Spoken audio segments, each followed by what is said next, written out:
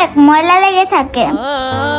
তখন আমার মালিক অনেক বকাবকি করে, আর গতকালকে বলে দিছে আর একবারও যদি আমি খালি পায়ে যাই বাসায় ঢুকতে দিবেন না। এখন আপনারাই বলেন, আমি যদি বাসায় ঢুকতে না পারি তাহলে কাজ করব কিভাবে?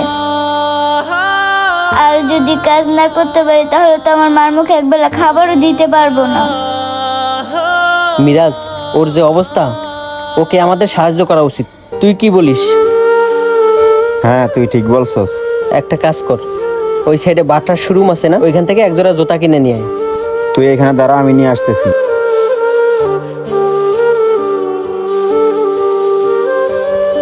এই সোহাগ, নিয়ে আসছি।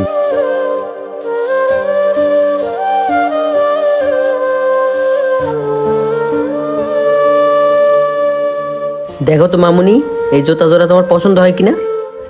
আঙ্কেল, এত সুন্দর জুতা আমার জন্য? হ্যাঁ মামনি, এই জুতাটা তোমার জন্যই কিনে আনছি। আঙ্কেল, সত্যি বলতেছেন এই জুতা জোড়া আমার জন্য? ধরো। মামনি, এইখানে কিছু টাকা আছে, এটা দিয়ে তোমার মায়ের জন্য কিছু খাবার কিনে নিয়ে যাও। আঙ্কেল গুলা সত্যি অনেক ভালো। আচ্ছা মামুনি, তুমি তাহলে থাকো, আমরা আসি। আসলে আমাদের এই সমাজে হাজারো মানুষ আছে এরকমের, সো তাদের মুখে হাসি ফোটানোর জন্য যার যতটুকু সামর্থ্য আছে আমরা সাহায্য করার চেষ্টা করি। সো বন্ধুরা, ভিডিওটি ভালো লাগলে অবশ্যই লাইক কমেন্ট শেয়ার করে পাশেই থাকবেন। ধন্যবাদ।